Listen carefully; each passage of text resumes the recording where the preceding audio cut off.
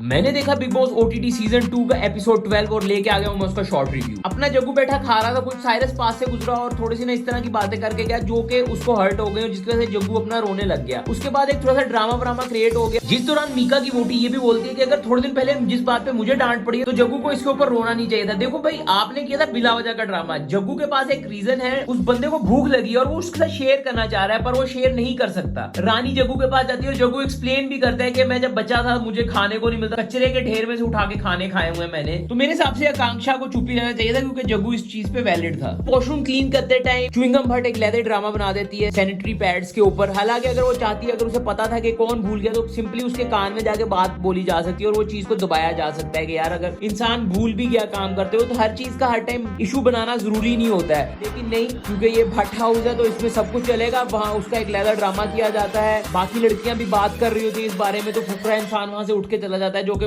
अगर मैं भी उस सिचुएशन में होता तो मैं भी यही करता, क्योंकि फजूल का कन्वर्सेशन था। फिर हमारे प्ले बॉय जग्गू के पीछे जिस तरह रानी हाथ धो के पड़ी हुई है, तो उसको पेपर टॉवल के ऊपर एक किस करके गिफ्ट करती है। सडनली एक सायरन बजता है और टीवी पे लिख के आ जाता है एविक्शन। बिग बॉस बोलते हैं कि इस घर को ओवरटेक कर लिया है ऑडियंस ने और वो चाह रही है एविक्शन। मुझे नहीं लग रहा है कि ऑडियंस को एविक्शन चाहिए, मुझे लग रहा है सिर्फ पूजा भट्ट को एविक्शन चाहिए, और जिसकी एविक्शन चाहिए वो आप सबको पता ही है। उसमें पूछा जाता है कि बताया जाए कि कौन निकलना चाहिए, जिस दौरान उन्होंने बोला कि एक बच्चा पैदा करने से कोई मां नहीं बन जाता। और उस टाइम पे करंटली आलिया भी बात कर रही थी, लेकिन आलिया का माइक ऑफ कर दिया गया। यार ये जो नेपोटिज्म है ना, ये मुझे चिड़चिड़ाता है। यार मैं पर्सनली चाहता हूँ कि साइरस ही मंडली छोड़ दे, क्योंकि वो गलत लोगों में बैठ रहा है और उस वजह से उसकी भी इमेज खराब होगी। हुई फिर आलिया की एविक्शन। अभिषेक, जिया और आकांक्षा थोड़ी सी नॉमिनेशन के ऊपर बात कर रहे थे, तो बिग बॉस ने इन तीनों को नॉमिनेट ही कर दिया। और जब बिग बॉस ने इन तीनों को नॉमिनेट किया तो उस टाइम में चलो बेबी का तो तालियां मार ही रही थी। आई डोंट नो व्हाई फलक बिला वजह ही बेबी का बनती जा रही। फलक तो वैसे ही मुझे तीसरे दिन से चिड़चिड़ा रही है। बेबी का भी अभिषेक के ऊपर चढ़ी, तो जब अभिषेक ने रिटेलिएट किया तो